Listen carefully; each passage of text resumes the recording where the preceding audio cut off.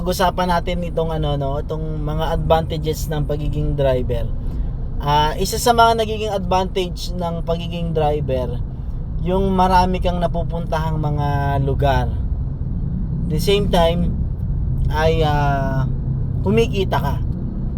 Kung ikaw ay nagmamaneho sa isang company or sa isang individual, ay kumikita ka na ng pera, nakakabiyahe ka pa kung saan-saan.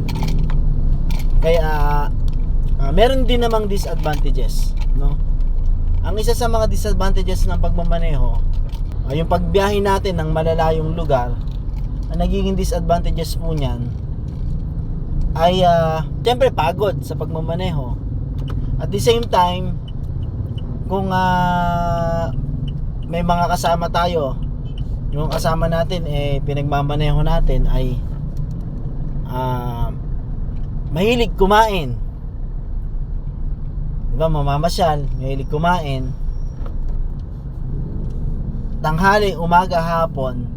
So disadvantage naman nating mga driver, yung lagi tayong mabubusog.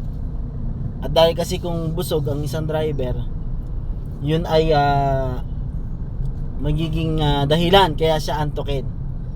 So mahalaga sa atin na nagmamaneho ay makapagbaon tayo ng mga pampagising, no? Pampagising sa biyahe.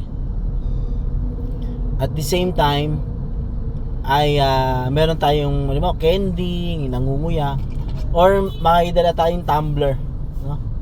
Tumbler para pagka meron kayong kape na pwedeng inumin sa biyahe. Timpla kayo, tapos ito magiging pampagising sa biyahe. So yun lang, maging maingat lang. At lalo na sa mga kasama natin, mga naging student natin na ngayon ay driver na, lagi kayong magdala ng pampagising, no?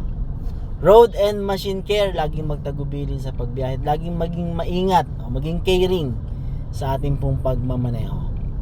Salamat po sa Diyos.